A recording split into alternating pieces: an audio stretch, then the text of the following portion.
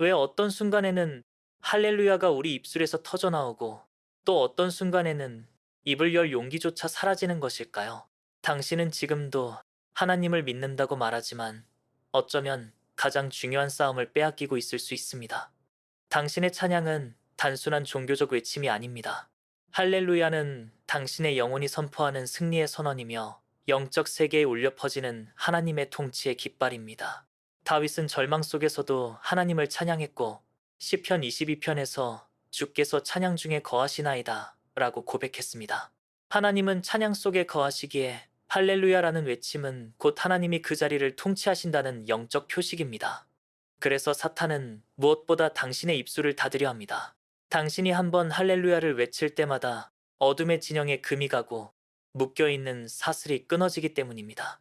사탄이 가장 두려워하는 무기는 당신의 감정이 아니라 하나님의 권위를 근거로 선포되는 그 한마디, 할렐루야입니다. 당신이 말씀을 읽고 기도를 할 때 하나님은 들으십니다. 그러나 당신이 할렐루야를 외칠 때 하나님은 임하십니다. 고린도 후서 3장 17절에서 주는 영이시니 주의 영이 계신 곳에는 자유가 있다고 말합니다. 주님의 임재가 있는 공간에는 어둠이 머무를 수 없습니다. 당신이 찬양할 때 하나님은 당신과 함께 서 계시고 어둠은 도망칩니다.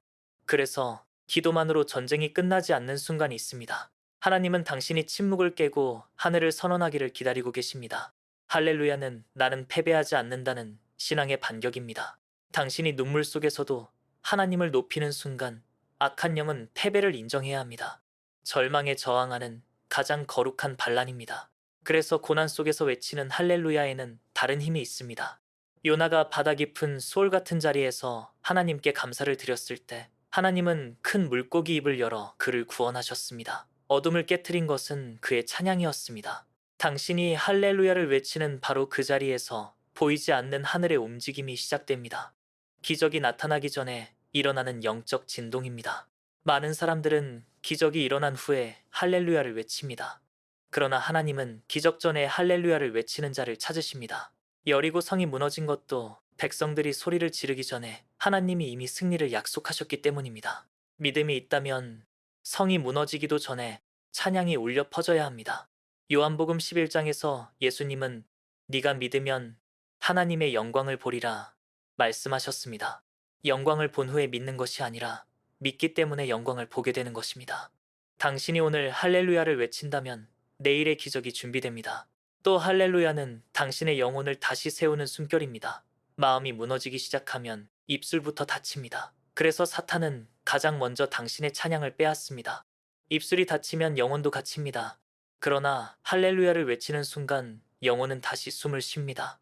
시편 103편에서 다윗은 자신의 영혼에게 명령했습니다. 내 영혼아, 여호와를 송축하라. 당신도 영혼에게 명령해야 합니다. 일어나라고, 두려워하지 말라고, 다시 노래하라고. 할렐루야를 잃는다는 것은 영혼을 잃는 것과 같습니다. 그러니 어떤 상황이든 할렐루야를 빼앗기지 마십시오. 진정한 믿음은 상황이 아니라 하나님을 바라본다는 사실을 찬양으로 선포하는 것입니다. 당신이 할렐루야를 외칠 때 그 외침은 과거의 은혜를 깨우고 현재를 밝히며 미래의 승리를 확증합니다. 시편 118편 14절은 여호와는 나의 힘이요 노래라고 말합니다. 당신이 살아있고 아직 할렐루야를 외칠 수 있다는 사실 자체가 하나님이 당신을 포기하지 않았다는 증거입니다. 그럼에도 묻고 싶을 수 있습니다. 이렇게 힘든데 어떻게 할렐루야를 외칩니까? 그러나 그 질문이 바로 악한 영이 원하는 질문입니다. 악은 당신을 현실에 묶어두지만 할렐루야는 당신을 하늘에 연결합니다. 당신의 상황이 아무리 어두워도 하나님이 하늘에서 다스리고 계신 이상 당신의 승리는 이미 확정되어 있습니다. 그러니 오늘 이 순간 당신의 영혼이 침묵하지 않도록 스스로를 깨우십시오. 반드시 입술을 열어 선포하십시오. 할렐루야는 당신의 외침이 아니라 하나님께서 당신 안에서 일으키시는 승리의 소리입니다. 어둠이 당신을 둘러쌀수록 더 크게 외치십시오. 두려움이 당신을 억누를수록 더 담대히 외치십시오. 하나님이 함께 하신다면 당신은 결코 패배할 수 없습니다. 당신의 할렐루야는 혼자가 아닙니다. 당신의 외침은 주변에 있는 다른 영혼을 흔들고 잃어버렸던 믿음을 깨우며 쓰러진 형제를 다시 세우는 능력입니다. 교회는 완벽한 사람들의 모임이 아니라 서로의 신앙을 지켜주는 전쟁터에서 함께 싸우는 군대입니다. 당신이 할렐루야를 외치는 그 순간 옆에서 조용히 눈물 흘리던 누군가도 다시 고개를 들고 하나님을 바라봅니다. 찬양은 전염됩니다. 기쁨은 퍼져나가고 절망은 약해지며 어둠은 숨을 곳을 잃습니다. 성경은 말합니다. 두세 사람이 내 이름으로 모인 곳에는 주께서 함께 하신다고.